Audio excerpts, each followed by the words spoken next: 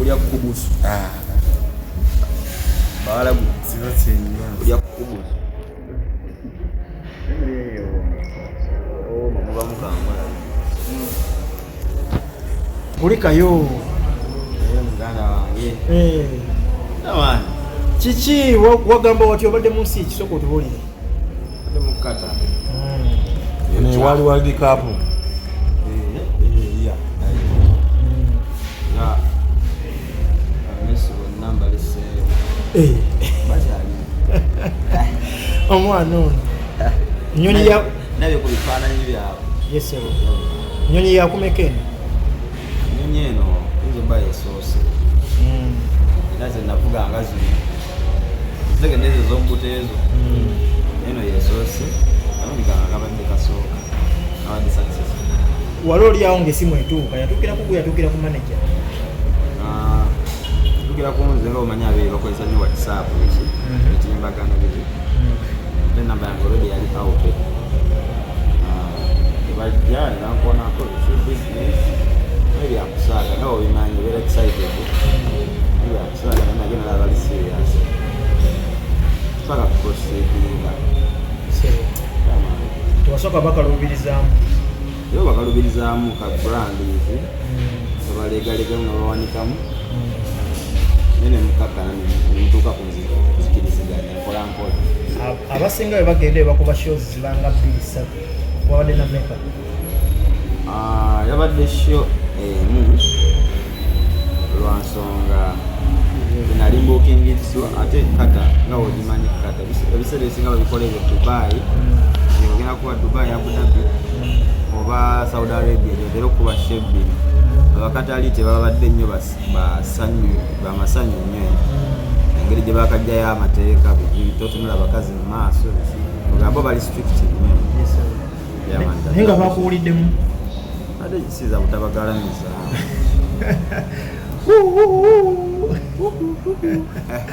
Wageze nani? Nageze ne Vairo. Varota. Lwaki yakomawo ku Mande gwokomyewo leero? Vairo. Yakomawo ku Mande. Komyewo naye. Yes. Bafunamu awo. Twali bakomawo Sunday. Kamulai no bitegeera. Beera n'amaalo. Ozuko kamu omanyi jazuka bibyo bya byotuwa Enyonyi yagenze. Eso twaminga flight Sunday. Nje twali tulina okudda.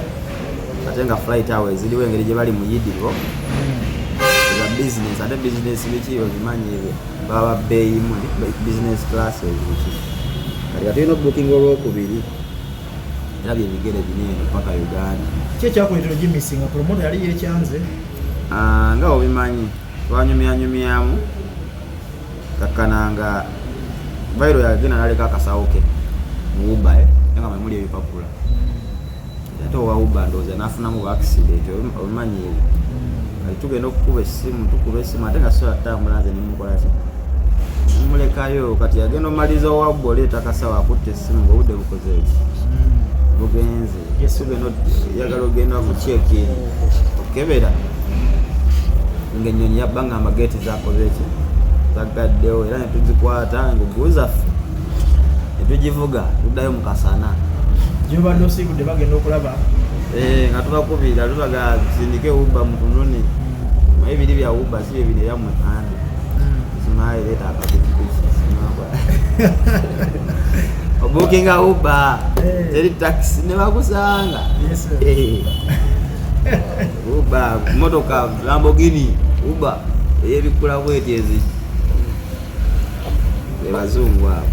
Okay, Atomdi atuddireyo ddala akatambi emabega bwali otandika okuyimba bino wabisuubira oba wajja mu kuyimba ng'agezesa byolaba bikutteyo? Munaye nno saabisuubira kubanga gwe kyoba olina okukola kuyimba bulungi tojja mmanya nti oba Kacumba ali anankubira akasimu oba andi oba ani osegeera tomanya so kati gwe oyimba music n'agenda mu bantu Mukama akwatiddeko ogenda okusanga obusimu buvuze munaye nga tawe tomanya engeri gye bukola ki gye buvuga so saabisuubirako yadde era nange neewuunya kubanga nsobola olinnya ennyonyi n'ogenda nga totaddemu yadde oluki lwata anaate ng'ogenze kukola kusasula. Gwomu ku bavubuka be baavumanga abayimbi ba TikTok temumalaako myezi 2 obudde buno mulinnya ennyonyi mukuba freedom sene zijjula kyakuyiga ki kaddemu ako kuba freedom sene zijjula kategedde so bakyayogera ffe tubalinaako obuzibu bongere eddala okwogera ndowooza nabadde ngenzezanya sikiiti egera nti TikTok nali zanyako sikiiti bayimbi ba TikTok ne komedia isegera this is a serious business kati bino bya ddalamu isegera era n'ekyo kyogambye ekya freedom city kigenda kyusa ebintu isegera ekyasobola veri n'oŋŋambako ngambako bugambe ngambe kanyingenze teeka wantama nawe oteeke wano simaya gundi makanika abavubuka ba generation eno nga temukyatya bakulu bammwe ati sikutya kati ebyo byavuddewo bannange ebyaddala osegeera andi amalala nga mulina mangi andi ago si malala andi si malala omanyi lwaki si malala tomanya nange gyembeera eyo andi tuzowerebwa tuyinza nobba nga tuli wano eno naye nga abamu bali mu kakundi wali osegeera ko nga kalagako kaawe nawe ng'otya namu oyinza okugenda obabongeko ne bakugobawo otegeera so mu bufu bwekyo kati eno new generation ye music aliko onfuna era ojja kwesanga nga ekyo kyetwakoze si kipya kubanze nadde nkisuubira nga nagamba n'okugamba yalanze ennaku nnyingi naye njagala wamalira bwa press conference enkya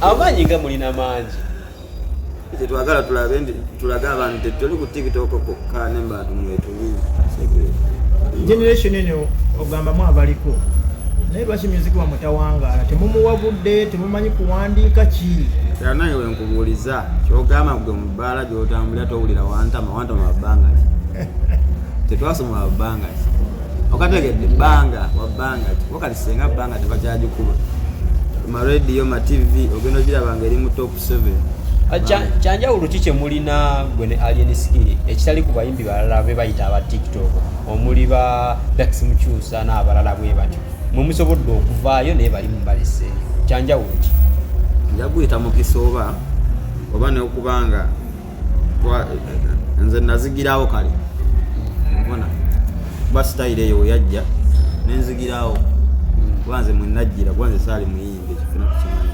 nenzigirawo wagwani ate nga sitayire ompya nfuna ate sitayire owulya relics zaffe maturity kuba enyimba zange zisinga oyinza nodwewuunya naye nga nyinza okuba kati nga God first kimwe God first abuulirira Katonda yennyini mulimu egundu kuba mu sitayiro yaffe naye gospel world terulabanga lwa gospel anti lwansonga mulimu sitani tumuyire bbiya kati n'abalokole bamu baalugaana naye weebuuze bbiya kyogaawo tebamwogera mu bbaala kigambo kibi nnyo naye nga lubuulirira nfuna so kiba kitegeeza maturity like lyrical maturity lyrics zijjula nfuna mweziri wantama ebuulirira wantama muyimbi ki bwe wali ojja oyingira industry ng'otandika okuyimba guwalaba obudde buno nga talina kyaŋŋamba naye lulinga yali sita ku ggwe era ofukamira bonna tebakyalina kyebaŋŋamba mpozi oyo namwogerako nnyo naawe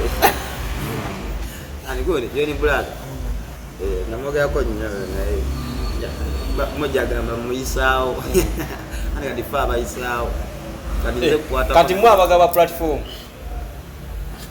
mayikolabo zengobye amanyi oli katubuuzeeko brown skin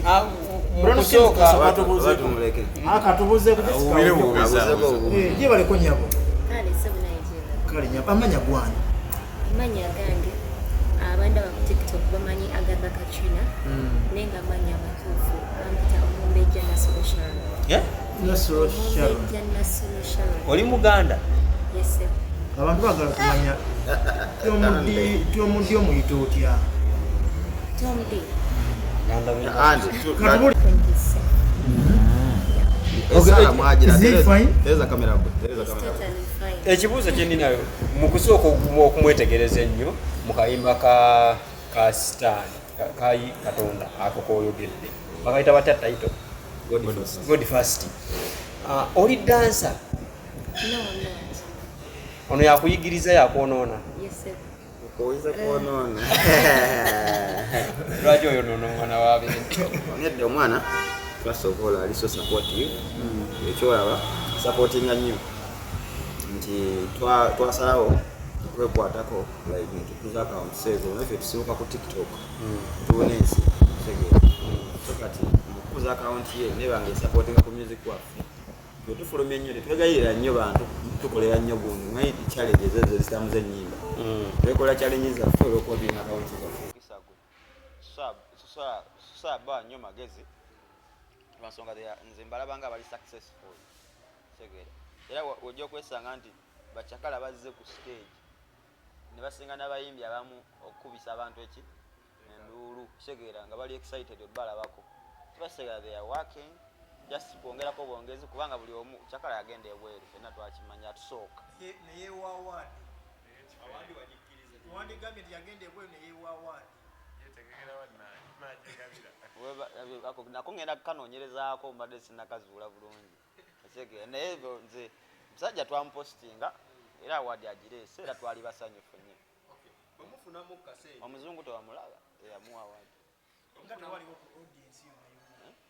waliwo amanya ebiseera ebyo lwaki awadi tewaziriimu owaayi nedda yazannya nnyo ka vidiyo kali akaatambula ennyo ako ne kasukka ku bwaffe omufuna bwembeera temulina manya na sente mwesuubiza bingi naye olwazi olinnya ku nnyonyi sente ozirina omwana w'abandi tomusuuleko ofuna omulala bantuuko nze nzikiriza mu ntuuko naye kati pannaawo yaliwo onsegeera kati sijja predictinga byanca tomanya kuba ayinza okuba yagenda okunsuula omanyiki segedde bamutonozaamu nnyo kamera omuzungu